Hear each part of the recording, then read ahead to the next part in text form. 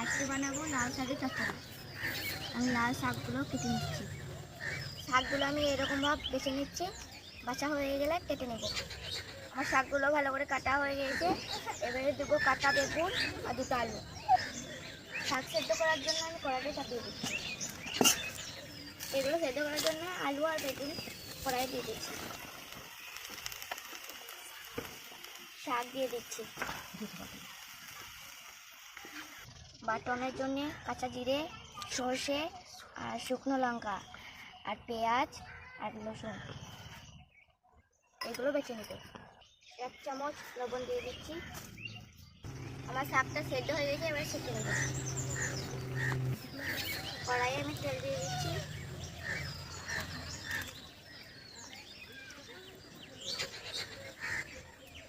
পাঁচফোড়ন দিচ্ছি।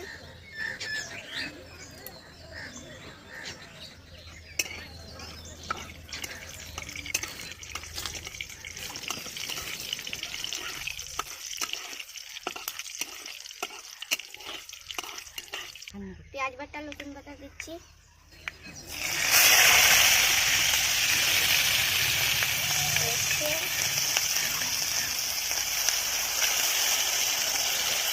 জিরে বাটা, সর্ষে বাটা, শুকনো লঙ্কা দিয়েছি। এবারে হলুদ গুঁড়ো দিচ্ছি 1 চামচ। এটা ভালো করে কষিয়ে নেব।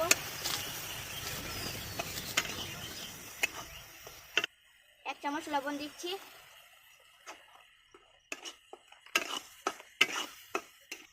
মশলাটা লাল করে কষিয়ে নেব।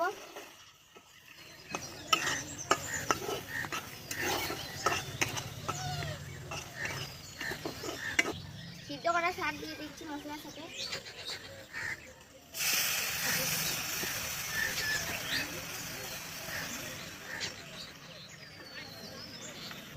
এক চামচ চিনি দিচ্ছি।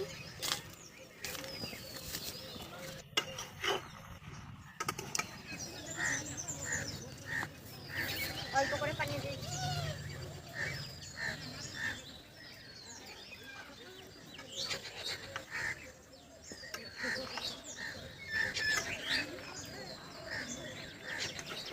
আমার লাল শাকের চচ্চড়িটা বানানো হয়ে গিয়েছে, এবার নামিয়ে নেব। দেখো আমার কি সুন্দর হয়েছে লাল শাকের চচ্চড়িটা। দেখো লাল শাকের চচ্চড়িটা কি সুন্দর হয়েছে। তোমরা চাইলে বাড়িতে বানিয়ে খেতে পারো।